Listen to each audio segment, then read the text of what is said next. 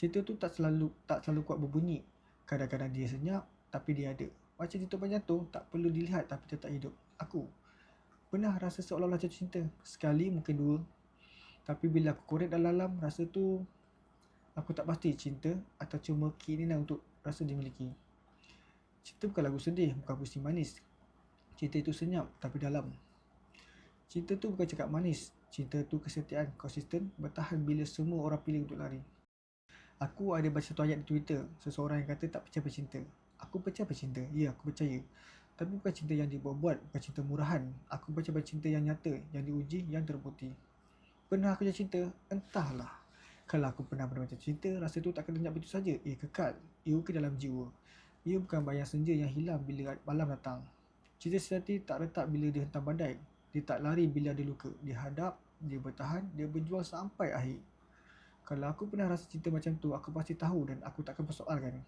Apa yang aku pernah rasa dulu? Mungkin hanya pantulan cantik, tapi rapuh. Ilusi yang nampak macam cinta, tapi tak pernah cukup kuat untuk bertahan. Aku tahu cinta tu wujud. Aku nampak mak ayah aku. Mereka bukan sempurna, tapi mereka lengkap satu sama lain. Ayah aku hormat dia. Lelaki hebat, tegas, bijak, ada prinsip. Tapi jadi lelaki kuat, tak bermakna kau tahu macam mana nak cinta. Itu arena lain, itu seni lain. Cerita tu tak selalu kuat berbunyi. Kadang-kadang dia senyap, tapi dia ada. Macam ditutupan jantung, tak perlu dilihat tapi tetap hidup. Aku pernah rasa seolah-olah jatuh cinta. Sekali, mungkin dua. Tapi bila aku korek dalam-dalam, rasa tu aku tak pasti cinta atau cuma keinginan untuk rasa dimiliki. Cinta bukan lagu sedih, bukan puisi manis. Cinta itu senyap tapi dalam. Cinta tu bukan cakap manis. Cinta tu kesetiaan, konsisten, bertahan bila semua orang pilih untuk lari. Fikiran aku tak sama macam orang lain. Kau nampak cinta dalam pelukan dan bunga. Aku nampak di dalam.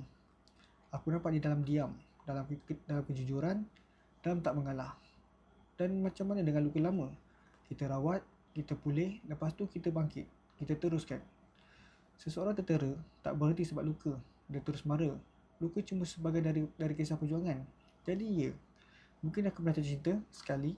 Dan hari ini aku masih di sini, berdiri. Tegar, masih percaya bercinta.